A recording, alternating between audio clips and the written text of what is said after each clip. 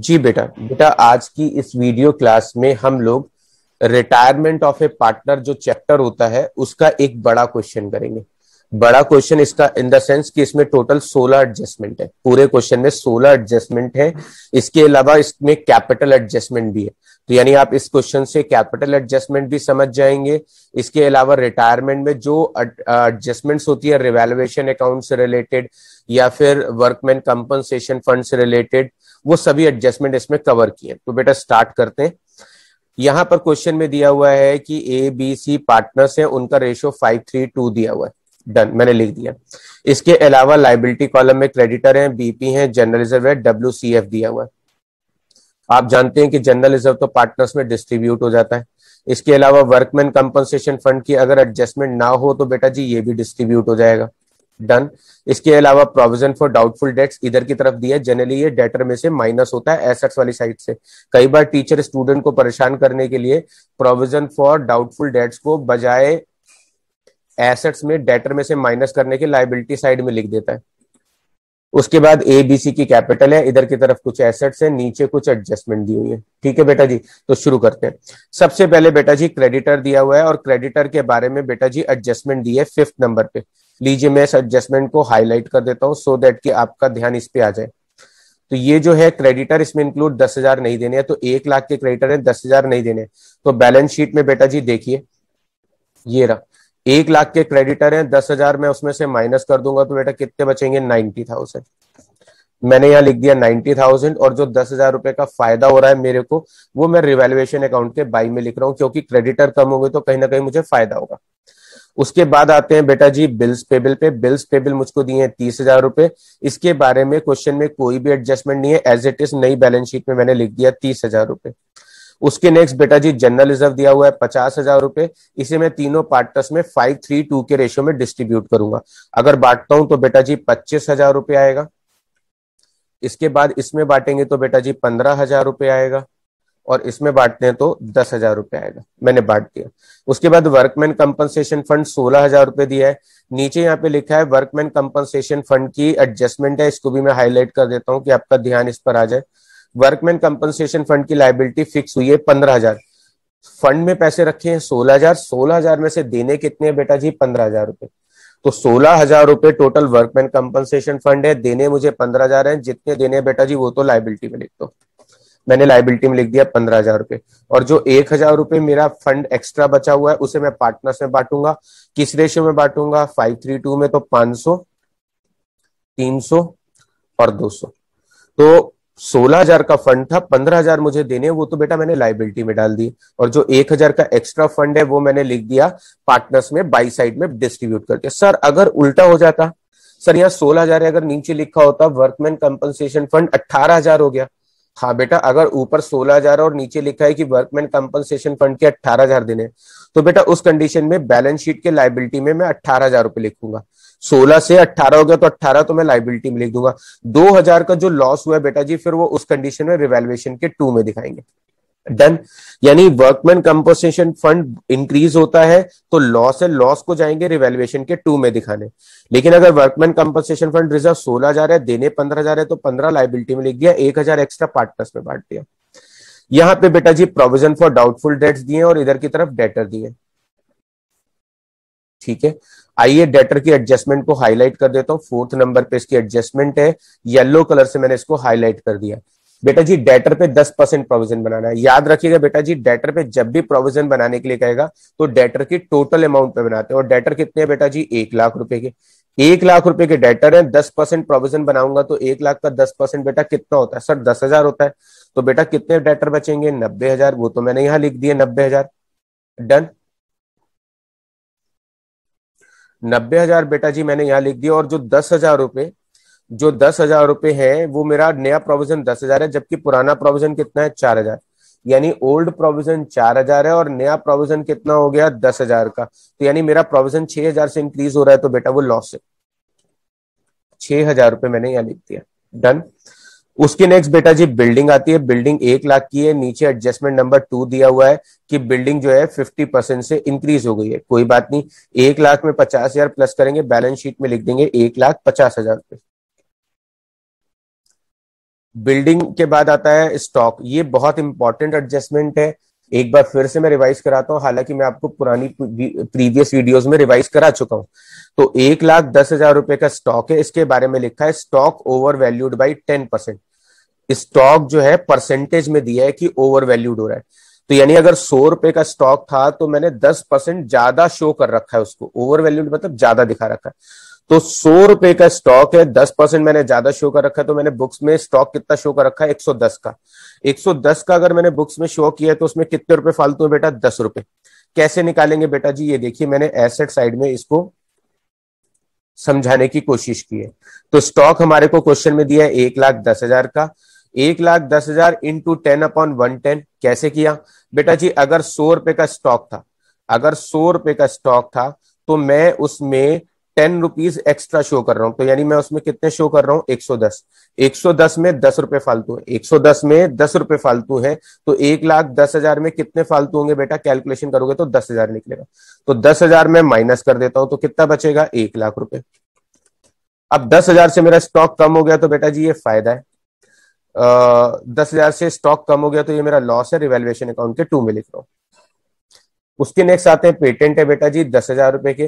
Patent के बारे में 14 नंबर पे एडजस्टमेंट है। वो एडजस्टमेंट ये है कि पेटेंट जो है वो वैल्यूलेस हो गए। वैल्यूलेस का मतलब होता है मेरे लिए उनकी वैल्यू बाजार में जीरो हो गई। जीरो हो गई इसका मतलब बेटा जी ये टोटल लॉस है। कितने रुपए का दिया है पेटेंट, 10,000 का। ये 10,000 पूरा का पूरा अमाउंट मैं रिवैल्यूएशन अकाउंट के 2 में लिख रहा हूं, लिख दिया। इसमें लिखा है कि पेटेंट जो है वैल्यूलेस होने के बाद टेकन ओवर बाई ए ने ले लिया। बेटा मेरे लिए कोई चीज बिल्कुल बेकार हो गई और मैंने उसे अपने घर के बाहर फेंक दिया, उसके बाद कौन उठा के लेकर जाता है, मुझे उससे क्या लेना देना, मेरे लिए तो वो जीरो हो चुकी है। इसलिए सारा लॉस बेटा रिवैल्यूएशन के 2 में लिखूंगा, और जो ए ने लिए उसकी एंट्री कहीं भी नहीं होगी, क्योंकि वैल्यू लेस होने के बाद वो मेरे लिए जीरो हो गई, और जीरो वैल्यू को मैं एक अकाउंट में लिखूंगा तो कोई फर्क ही नहीं पड़ेगा। मशीन 60,000 रुपए की है बेटा जी, यहां पर लिखा है कि मशीन की वैल्यू जो है 10,000 से डिक्रीज हो गई। तो बेटा जी मशीन की वैल्यू को मैं 10,000 से डिक्रीज करता हूं। 60,000 में 10,000 माइनस करूंगा तो कितने बचेंगे, 50,000। बैलेंस शीट में लिख दिया 50,000, और जो 10,000 रुपए का लॉस हो रहा है वो रिवैल्यूएशन अकाउंट के 2 में ले गया। उसके नेक्स्ट हमको गुडविल दिए। आप जानते हैं पुरानी गुडविल का अकाउंट राइट ऑफ कर देते हैं, यानी क्लोज कर देते हैं। तो मैं इसको 532 के रेशियो में क्लोज कर रहा हूं। 10,000 रुपए, इसके अलावा 6,000 रुपए और 4,000 रुपए ओल्ड रेशियो में मैंने अकाउंट क्लोज कर दिया।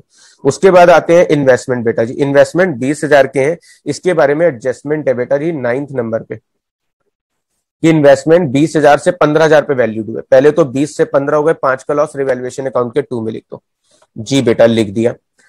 तो 20 से हमारे कितने हो गए बेटा जी, 15, तो 5 का लॉस रिवैल्यूएशन में हो गया, और सी ने ले लिया तो बेटा जी सी के अकाउंट में लिखे।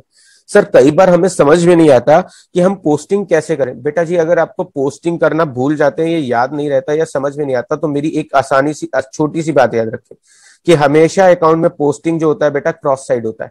यानी अगर एसेट्स में इधर दिया है तो वो पार्टनर्स कैपिटल अकाउंट के क्रॉस साइड में जाएगा। जो चीज लाइबिलिटी में दी होती है वो पार्टनर्स कैपिटल अकाउंट में क्रॉस साइड जाती है। तो इन्वेस्टमेंट सी ने ले लिए तो बेटा जी मैंने सी के अकाउंट में क्रॉस साइड लिख दिए, कितने रुपए, 15,000, ये लिख दिए। उसके बाद बेटा जी मेरी लाइबिलिटीज के सारे पॉइंट फिनिश हो गए, एसेट्स के सारे पॉइंट फिनिश हो गए। एडजस्टमेंट में लिखा है सी रिटायर हो गया। फिर बिल्डिंग जो है 50% पे इंक्रीज हो गई, मशीन डिक्रीज हो गई, डेटर की एडजस्टमेंट कर ली, क्रेडिटर का पॉइंट कर लिया, स्टॉक का पॉइंट कर लिया, न्यू रेशियो दिया हुआ है और गुडविल का पॉइंट है। ओल्ड रेशियो और न्यू रेशियो के डिफरेंस से आप जानते हैं, पहले हम निकालेंगे गेनिंग रेशियो, क्योंकि रिटायरमेंट में होता है new ratio minus old ratio.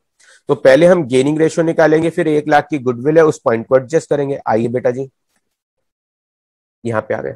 बेटा जी हमें न्यू प्रॉफिट शेयरिंग रेशियो क्या दिया हुआ है, हमको न्यू प्रॉफिट शेयरिंग रेशियो दिया हुआ है बेटा जी 3:2। ए और बी का सी तो चला गया, और जो ओल्ड प्रॉफिट शेयरिंग रेशियो दिया है बेटा जी वो ओल्ड प्रॉफिट शेयरिंग रेशियो दिया है 5:3:2।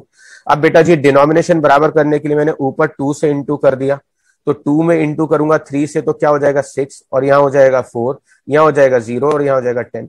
तो 6 में से 5 गए, पहले 5 आते थे अब 6 आते हैं, तो बेटा जी ये 1/10 पार्ट का गेन कर रहा है। ऐसे बी के हिस्से में पहले 3 आते थे अब 4 आते हैं, 1/10 पार्ट का गेन कर रहा है। सी के हिस्से में पहले 2 पार्ट आता था अब कुछ भी नहीं आता, वो सेक्रीफाइस कर रहा है। डन बेटा जी। अब क्या करेंगे, जो गेनर है बेटा वो पैसा देता है, तो 1 लाख की गुडविल में ए का शेयर निकालेंगे 1/10, तो ए कितने पैसे देगा 10,000, बी कितने पैसे देगा 10,000। कैसे लिखेंगे बेटा जी, आइए लिखना सीख लेते हैं। ए ने पैसे दिए बेटा जी, सी को पैसे मिले, तो सी को पैसे मिले हैं तो बेटा जी सी के क्रेडिट साइड में लिखेंगे कितने रुपए मिले 10,000। ऐसे ही बी ने कितने पैसे दिए 10,000, तो बेटा जी ये मैंने पोस्टिंग कर दी और इसको मैं थोड़ा अलग कलर से हाईलाइट कर देता हूं कि आपको ध्यान रहे। तो बेटा जी 10,000 रुपए लिख दिए। सी के क्रेडिट में क्यों लिखे बेटा, सी को पैसा मिल रहा है, फायदा हो रहा है, फायदे क्रेडिट में आते हैं। लॉस किसको हो रहा है बेटा जी, लॉस हो रहा है सर ए को और बी को, तो बेटा जी ए के डेबिट में लिख दिए और बी के डेबिट में लिख दिए। कितने रुपए का लॉस है 10,000 का, और किस नाम से लिखे, सी कैपिटल के नाम से। डन बेटा। अब हमारे पास एडजस्टमेंट नंबर 8 हो गई, 9 हो गई, 10 हो गई, 11 पे आते हैं। कह रहा है कि प्रोविजन फॉर आउटस्टैंडिंग एक्सपेंसेस के लिए प्रोविजन बनाइए कितने रुपए का। आउटस्टैंडिंग एक्सपेंस के लिए मुझे प्रोविजन बनाना है 5,000 का, तो इसका मतलब मुझे आउटस्टैंडिंग एक्सपेंस के 5,000 देने हैं। तो बेटा जी मैं क्या करूंगा, एक बार लाइबिलिटी कॉलम में लिख देता हूं 5,000 रुपए, और ये पैसा देना है तो रिवैल्यूएशन के 2 में भी लिख दूंगा 5,000 रुपए। इसके अलावा बेटा जी 10,000 रुपए का एक टाइपराइटर है जो अनरिकॉर्डेड है। अनरिकॉर्डेड है यानी बुक्स में रिकॉर्ड नहीं है और उसे हमें बुक्स में शो करना है। तो बेटा बुक्स में एसेट्स को शो करूंगा, तो 10,000 का टाइपराइटर एक बार मैं एसेट्स में लिख देता हूं, और इतनी एसेट्स बढ़ रही हैं तो फायदा हो गया, रिवैल्यूएशन अकाउंट के बाई में लिख देता हूं। बिल्डिंग ऊपर लिखना भूल गया तो बेटा बिल्डिंग भी लिख देता हूं, रिवैल्यूएशन अकाउंट के बाई में 50,000।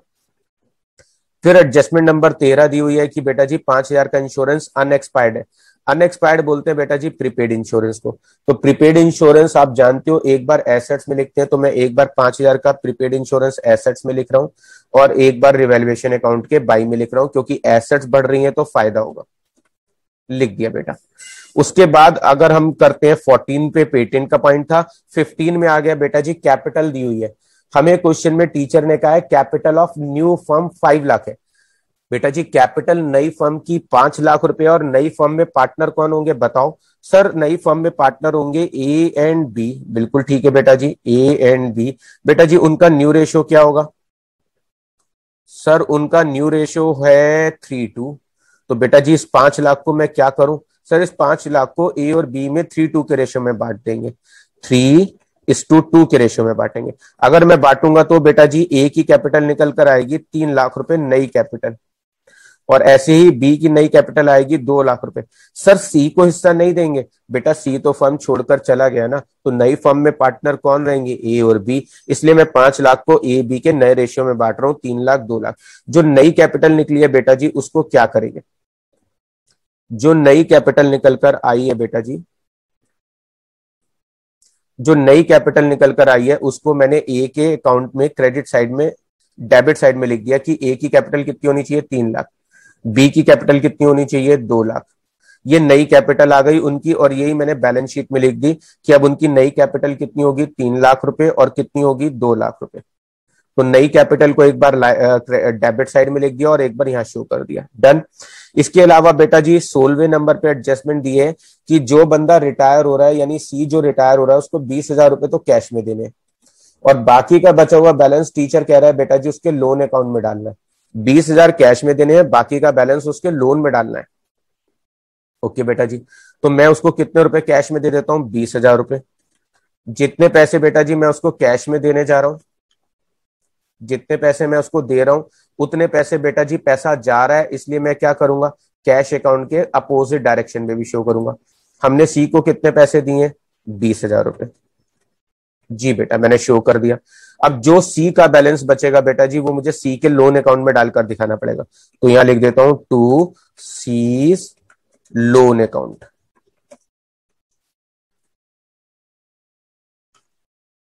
लोन अकाउंट लिख दिया। अब बेटा जी मैं इस साइड का अच्छा मैंने कैपिटल के बैलेंस नहीं लिखे हैं। ए का बैलेंस है बेटा जी स्टार्टिंग बैलेंस 1 लाख रुपए, लिख दिया। बी का बैलेंस भी 1 लाख रुपए है, सी का बैलेंस 60,000 रुपए है, वो भी लिख दिया। डन बेटा जी। अब क्या करेंगे, मैं सबसे पहले रिवैल्यूएशन प्रॉफिट निकाल लेता हूं क्योंकि अब मुझे फाइनल आंसर निकालना है। तो बेटा जी एसेट रिवैल्यूएशन के बाई साइड की चीजों का सम करता हूं। बिल्डिंग का फायदा 50, क्रेडिटर का फायदा 10, टाइपराइटर का फायदा 10 और प्रीपेड इंश्योरेंस का फायदा 5, तो टोटल फायदा हो गया 75,000। अब मैं खर्चों का टोटल कर लेता हूँ। 10,000 मशीन का लॉस, 6,000 रुपए डाउटफुल डेट्स का लॉस, 10,000 स्टॉक का लॉस, 5,000 इन्वेस्टमेंट का लॉस, 5,000 आउटस्टैंडिंग एक्सपेंस के और 10,000 पेटेंट के। तो 10, 16, 26, 36, 46, 46 घटाने 75 में से अगर मैं घटाता हूं तो बेटा जी 29,000 का प्रॉफिट बचेगा। ये मैंने 29,000 लिख दिया, नीचे जाके बेटा मैंने टोटल बराबर कर दिया 75,000। अब ये जो रिवैल्यूएशन प्रॉफिट निकला है 29,000, इसे तीनों पार्टनर्स में डिस्ट्रीब्यूट करता हूं। तो लास्ट वाले पार्टनर के हिस्से में आएंगे 5,800। इस वाले पार्टनर की अगर मैं बात करूं तो इसके हिस्से में कितने आएंगे? इसके हिस्से में आएंगे बेटा जी 8,700। और इसके हिस्से में निकालते हैं तो बेटा जी इसके हिस्से में आएंगे 14,500। तीनों में रिवैल्यूएशन प्रॉफिट बांट दिया। अब जो सी का बैलेंस बचेगा बेटा वो मैं क्या करूंगा, सी के लोन अकाउंट में डालूंगा। 60 प्लस 10 बेटा जी 70, 70 में 6 जोड़े तो बेटा जी 76, 86, 96, तो बेटा जी यहां टोटल हो गया 96,000। 96,000। 96 में से बेटा जी मैं घटाता हूं 20, 96 में से 20 गए तो 76, 76 में से 5 गए तो 71, 71 में से 10 गए तो 61, 61 में से 4 गए तो 57, तो बेटा जी यहां पे लिख दिया 57,000। डन। ये बेटा जी सी का लोन आ गया हमारा, ये सी का लोन आ गया। अब बेटा जी मुझे ए और बी के बैलेंस को कंपेयर करना है और जो भी डिफरेंस बचेगा बेटा जी उसे कैश अकाउंट में डालना है। एक कॉलम शॉर्ट पड़ रहा है बेटा, वो बढ़ा लेता हूं मैं। जी बेटा, अब यहां पे क्या करेंगे, मैं टोटल का कंपैरिजन करूंगा। देखो बेटा जी, ए की capital at the end 3 lakh होनी चाहिए, प्लस ये वाले बैलेंस भी होने चाहिए। तो 3 लाख में 10 जोड़े और 10 जोड़े तो बेटा जी कितना हो गया 320। तो यानी सी की कैपिटल एट द एंड होनी चाहिए 3,20,000, जबकि है कितनी 1,00,000, 125, 125 में 15 जोड़ेंगे 140, यानी ए की कैपिटल 1,40,000 रुपए की है, जबकि होनी चाहिए बेटा जी 3,20,000। तो इसका मतलब उसको कितने पैसे लाने पड़ेंगे सो दैट कि उसकी कैपिटल न्यू रेशियो में हो जाए। तो यानी इसको पैसे लाने पड़ेंगे। 3,20,000 में से 1,40,000 घटा देता हूं बेटा जी, घटाऊंगा तो बचेगा 1,80,000। यानी इतने पैसे किसको लाने पड़ेंगे, इतने पैसे ए पार्टनर को लाने पड़ेंगे सो दैट कि उसकी कैपिटल न्यू रेशियो में हो जाए। अब जो पैसे वो लेकर आएगा बेटा जी उसको मैं यहां पे भी शो कर रहा हूं। किस नाम से शो करूंगा, एज कैपिटल के नाम से, कि ए कितने पैसे लेकर आएगा, ए पैसे लेकर आएगा